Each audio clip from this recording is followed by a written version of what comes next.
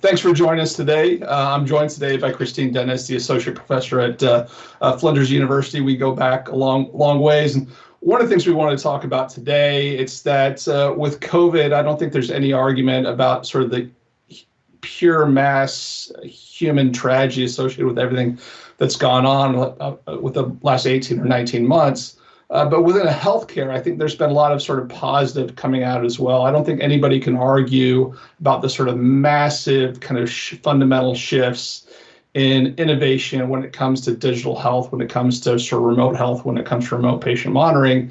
But it's also served as a forcing function for us to fundamentally reevaluate how and why we deliver care the way we do, and kind of associated with that, how we measure the quality associated with delivering that care. And so that's really some of the fundamental questions we want to ask today. Is that how we're assessing, how we're delivering care, how we're assessing quality. Does it make sense in a post-COVID world? And would it make sense independent of COVID? So every presentation I like to give, start out with a question. So I want to start out with a really easy question. We're going to show two hospitals. These are actually two real hospitals in New South Wales. And a really easy question: are these hospitals the same? Would you be just as willing to go to Hospital A as Hospital B? And so let's take a look at Hospital A. Hospital A's elective surgery wait time about 23% longer than national average. Hospital healthcare associated infections about 50% higher than national average, and excessive unexpected neonatal deaths. And we can look at that and say, well, on a scale of good to bad, that's not really kind of fantastic. So let's kind of compare that to Hospital B. Hospital B, elective surgery wait time about 40% shorter than national average. Healthcare associated infections about 30% lower than national average, and they've done a lot of really great work, 60% improvement in antenatal follow-up referrals. And so it leads us to, I think, a pretty simple question: is who thinks these hospitals are interchangeable? Who would take a look at Hospital A, then take a look at Hospital B and say, hey, my partner, or I'm about to have a baby, or I'm about to go through a pregnancy, so let's flip a coin and choose between Hospital A and Hospital B. And I don't think there's anyone kind of sane here, and I don't think you have to be an expert in healthcare quality to realize, obviously Hospital B is a far superior kind of choice. So it seems like a really simple, in some cases almost an idiotic question to ask, but in reality, there are people and organizations who think these hospitals are interchangeable, and we may ask ourselves, who are these kind of crazy people and organizations who think that? The answer to that is pretty much every single safety and quality accreditation organization in the world, whether it's sort of Joint Commission, D&D, or even our sort of national safety and quality standards. Because if you look at the website of Hospital A and Hospital B, they'll show the exact same accreditations. They'll show the exact same quality references. So from a consumer perspective, or from a caregiver perspective, or from a clinician perspective, really kind of these accreditation organizations and quality organizations, standard organizations, are basically tacitly saying we're not sort of drawing any differentiation between Hospital A and Hospital B. So the next question asked is kind of what's the value in accreditation standard and surveys that really don't differentiate between Hospital A and Hospital B. And let me sort of bring in Christine, who has a really unique background in terms of leading accreditation organization and leading hospitals and health systems. So given the massive difference between the level of care we're getting at Hospital A and Hospital B, and these are sort of examples here, but I'm sure everybody kind of knows kind of similar examples. What's the value that accreditation holds to consumers that are looking to sort of make informed healthcare decisions? So I guess the question itself is two parts. First of all, you're basically saying that both the best and the worst hospitals are accredited. And like many commentators around the value of accreditation, this brings into question the value and effectiveness of accreditation. But you've also added to that question about how does that accreditation add to consumers or support consumers when they're trying to make their own healthcare decisions. So accredited hospital, non-accredited hospital, or two accredited hospitals, but clearly the performance, as you've demonstrated, is significantly different. So I think to address this question, what value does accreditation have to consumers and their decision making? I'm going to look more broadly at public reporting regarding hospitals' performance and the public's decision making regarding where they access healthcare. So some of you may recall a paper, this is going back probably, going back to 2012. So Anthony Laverty et al. Published a paper titled High Profile Investigations into Hospital Safety Problems in England Did Not Prompt Patients to Switch Providers. So the authors analysed trends in admission for non-emergency care at 3 hospitals that were subject to high-profile investigations by the Healthcare Commission between 2006 and 2009. They found that investigations had no impact on the utilisation of the hospitals for 2 of them, and the 3rd hospital, there was significant declines in patient admissions, outpatient surgeries, and in the numbers of patients coming for their first appointment. But the effects disappeared 6 months after the publication of the investigation report. They actually concluded in their publication that the dissemination of highly critical reports by the healthcare regulator did not appear to have resulted in patients' sustained avoidance of hospitals that were investigated. Their findings reinforced other evaluations that reporting designed to affect providers' reputations is more likely to spur improvement in quality and safety than relying on patients to choose their providers based on the quality and safety of reports, and simplistic assumptions regarding the power of information to drive choices are unrealistic. So in other words, you've got 2 hospitals that are accredited. What if one of the hospitals wasn't accredited because of the reasons that you put up on that slide in terms of long waits and high rates of infection? So what if that was the case and that hospital hadn't been accredited? How would that impact on patient choice? This paper that was written by Laverty et al. In 2012 found that consumers chose their hospital based on location, car parking, access, their history with the health service, plus their family's history with the health service, or the fact that their GP actually recommended or referred them to the hospital.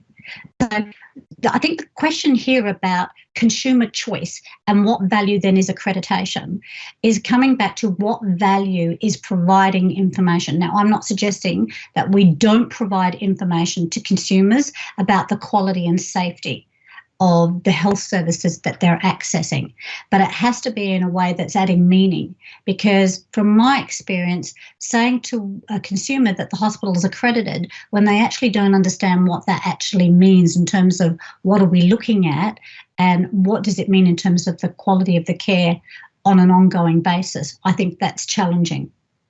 Yeah, I completely agree. And that kind of gets us in a little to consumer psychology, and some of the books on the shelves behind me. There's one called Predictably Irrational about sort of the kind of psychological drivers of sort of consumer choice. And I think you hit a lot of it that certainly resonates what's going on with there. And I think you also hit another sort of fundamental element is that there's organizations who view accreditation as sort of the measure of quality. And one of the things I did when I kind of first got to Australia is did some Googling.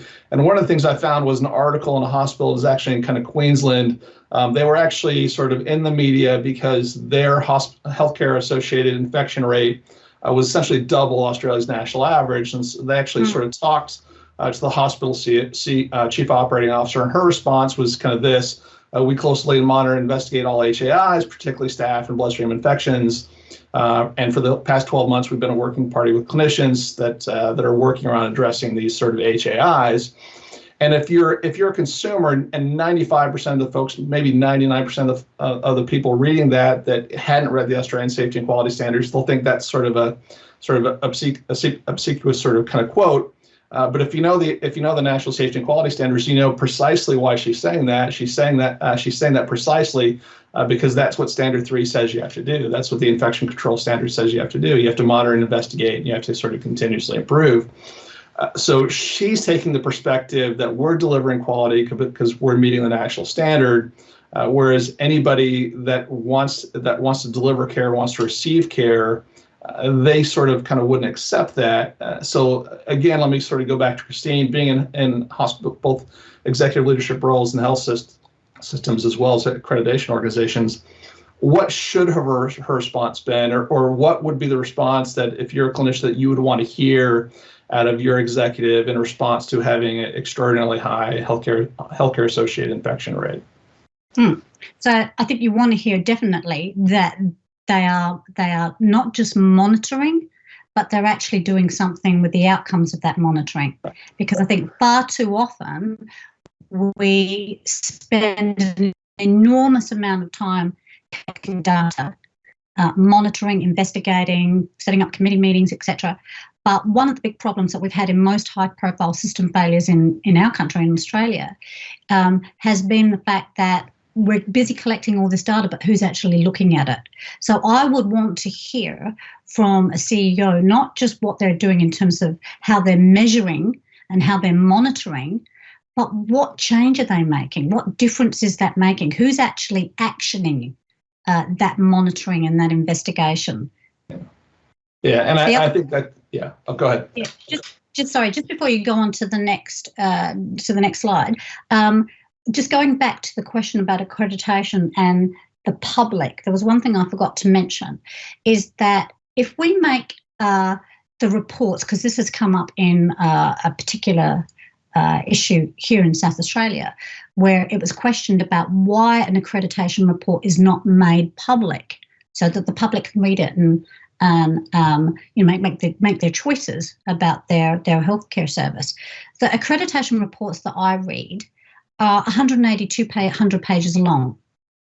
You have to be really keen to read 200 pages of an accreditation report before you make your choice about where you're going to hospital.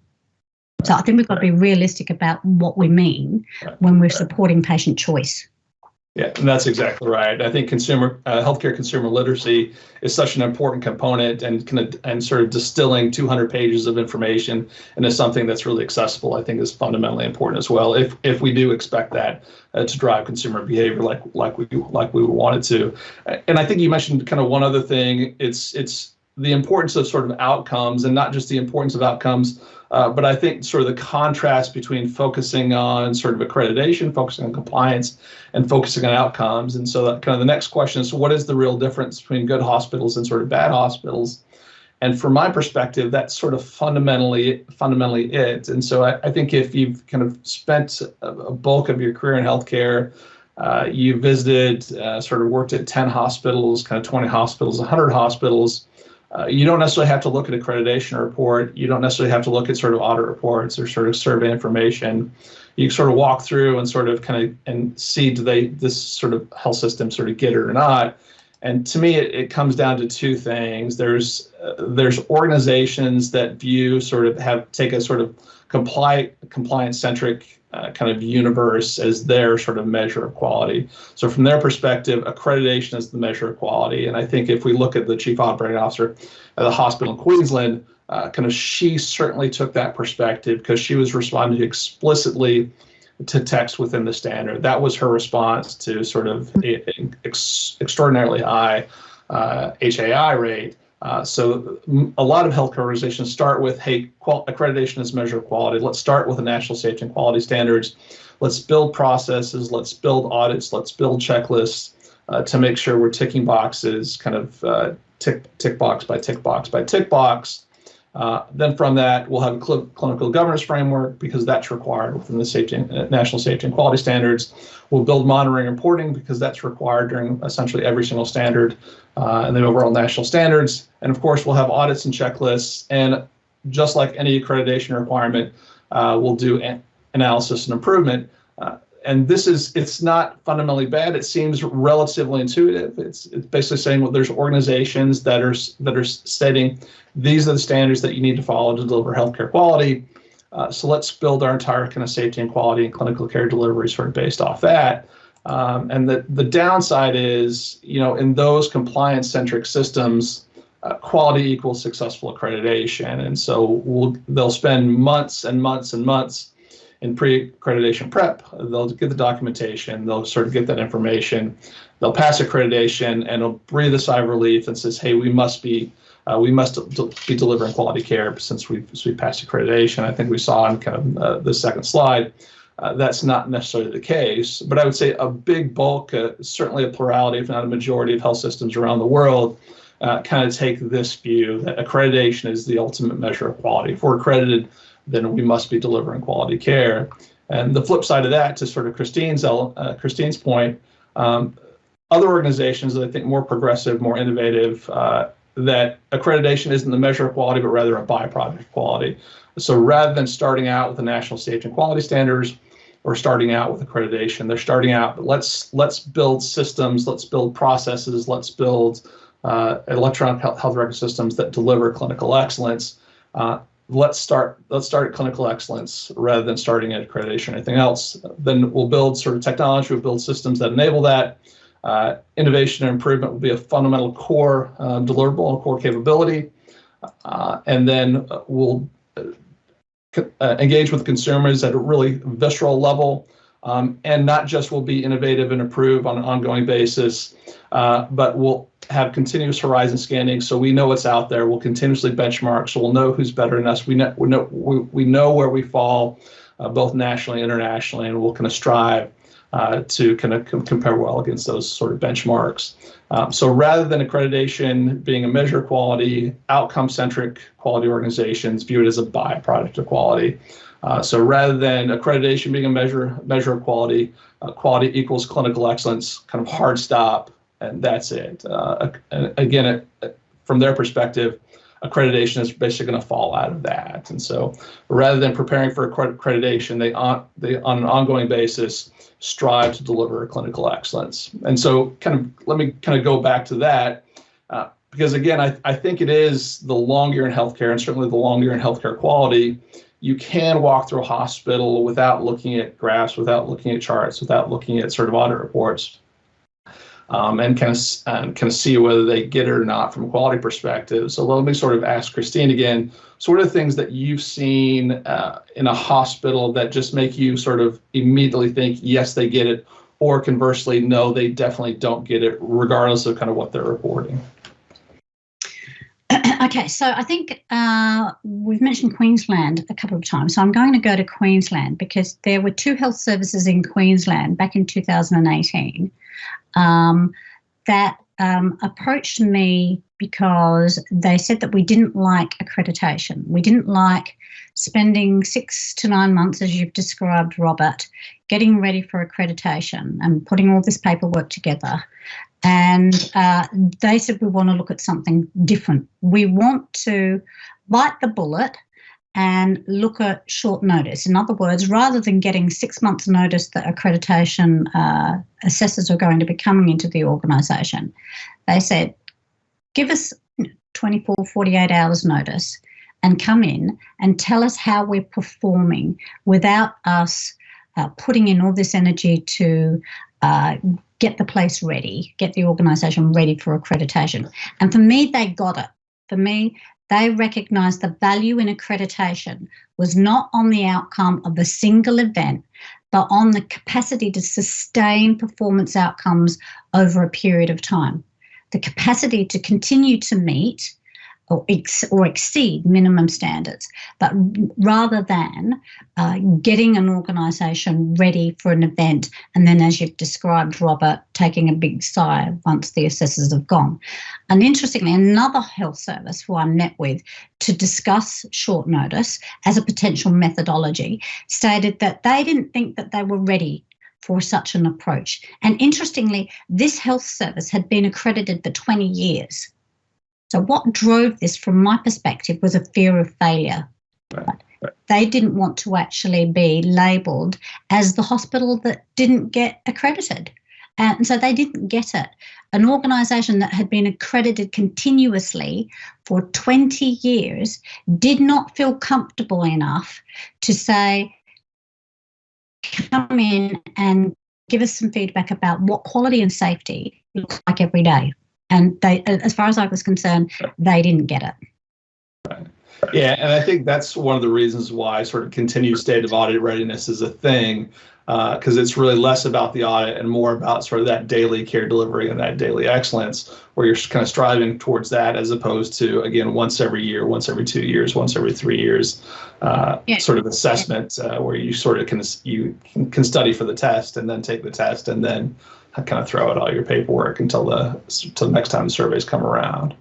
I think there's another example as well that I've got that is a little bit more not necessarily related to accreditation, but it's related to the way we are drowning in data but starved for information. In other words, that there is a requirement from a compliance perspective to report incidents, complaints, KPIs, and it's driven this compliance mindset that leaves little space for learning. So I've witnessed staff spending significant amount of time inputting data into a safety learning system rather than addressing an issue that might be right in front of them, rather than speaking up for safety. In other words, the default is to report into a system and hand the problem to somebody else. Now that, from my perspective, is a culture that doesn't get what safety and quality is about.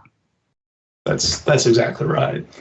And I think that sort of leads to kind of next, here's some sort of examples of kind of what that might look like in terms of compliance centric versus outcome centric. Every time I see an audit, regardless of what that audit is, basically I'm viewing that is that basically we're putting sort of a backstop in because we haven't designed the process well enough to prevent the bad thing from happening.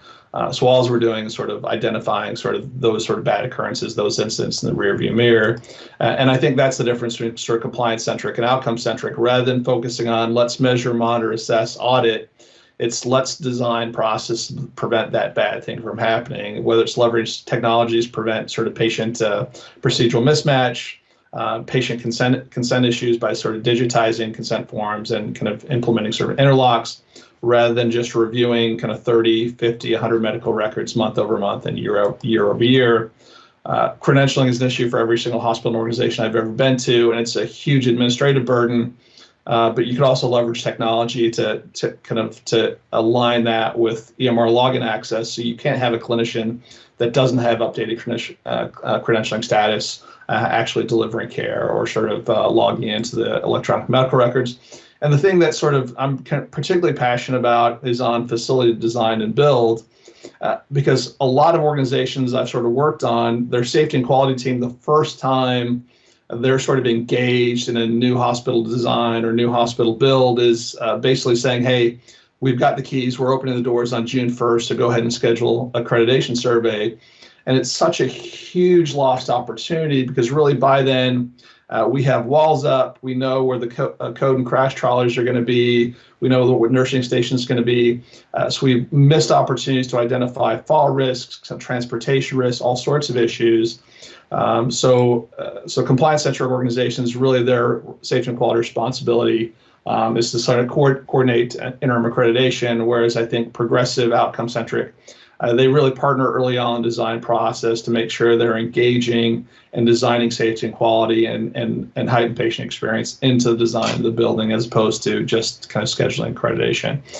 So outcome-centric organizations really focus on achieving kind of clinically excellent outcome, as opposed to just kind of ticking a kind of national safety and quality standard accreditation box. So kind of really sort of how do we, it seems intuitive, it seems like it makes a lot of sense. So really how do we shift from that sort of compliance improvement orientation to sort of outcomes innovation orientation? One of the things I kind of talk about, one of the things that when I go into any organizations, one of the first things I assess is kind of where are organizational capabilities and individual capabilities. And this is a real interesting exercise for me, since I just looked at a sort of 10-year span in terms of if we looked at hospital capabilities in 2011 across Australia, in a lot of cases around the world, kind of where they were in terms of overall capabilities, typically kind of paper-based records, face-to-face patient engagement.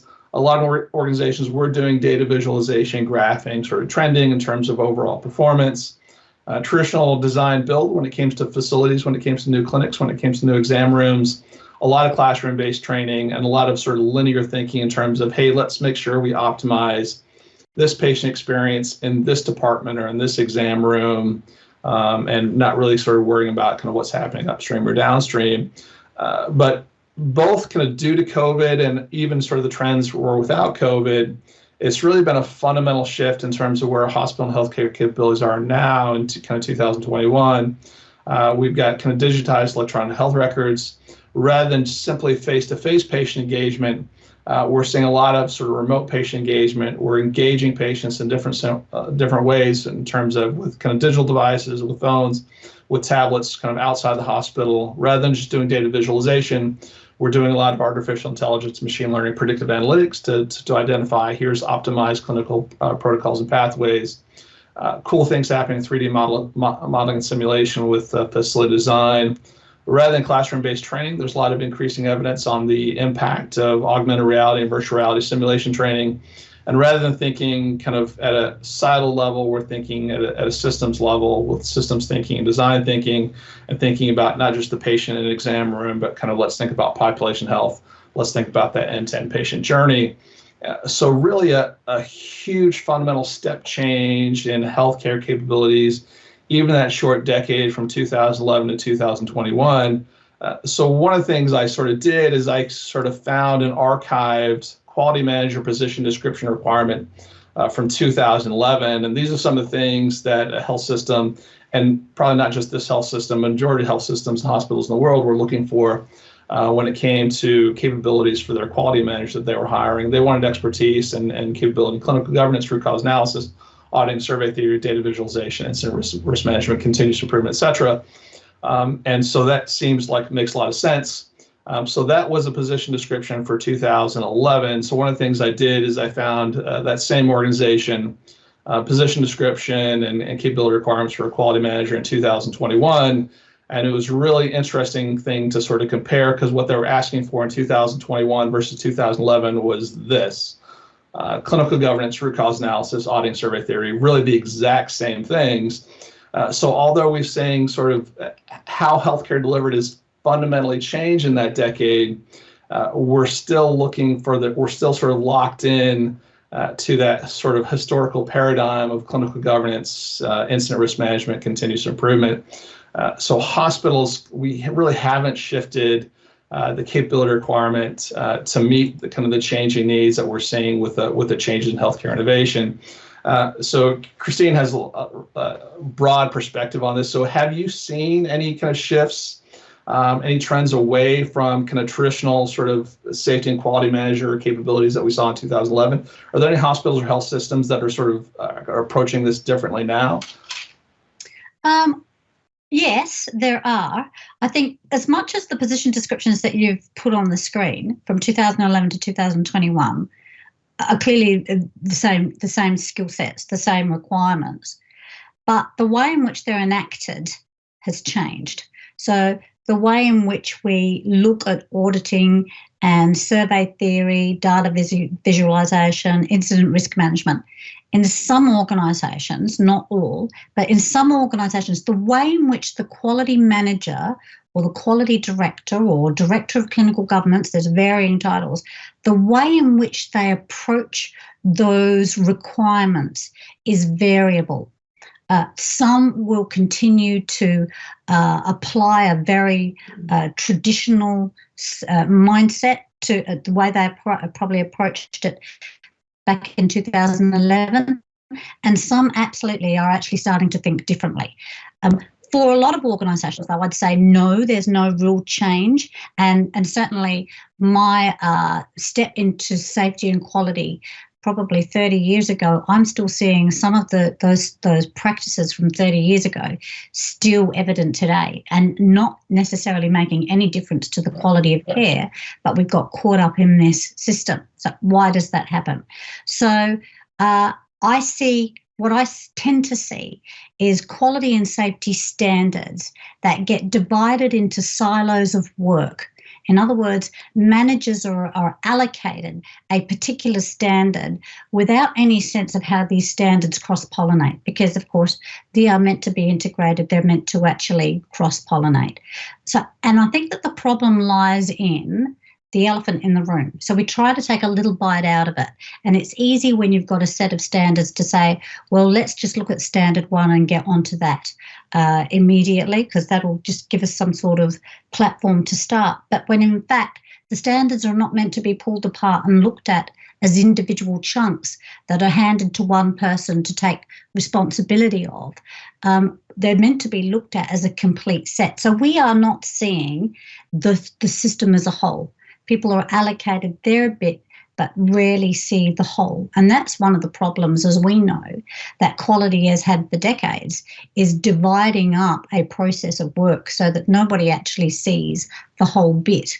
And so that's where I think we've had problems. Equally, I have seen people in quality manager positions or directors of clinical governance positions that build cultures around safety and quality and approach root cause and analysis, not from the perspective of actually trying to tick a box to say we've investigated the incident, but actually about learning and trying to prevent harm from occurring again. Yeah, and I agree with that. As much as I get excited about sort of technology innovation, one of the things I love to see on position descriptions and sort of hiring managers asking about is cultural transformation, because I think that's such a fundamentally important component of kind of what most organizations are trying to do from a safety and quality perspective. Excellent.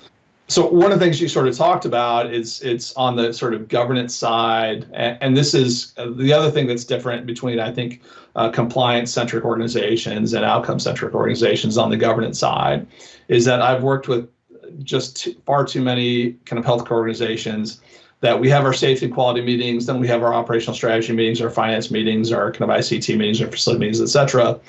And kind of never the twain shall meet. There's sort of a wall between those two. Certainly we'll have sort of a 5-minute, 10-minute sort of safety and quality update on a sort of monthly executive meetings, but it's typically, let's get through all sort of the healthcare operations, the business operations components of the meeting.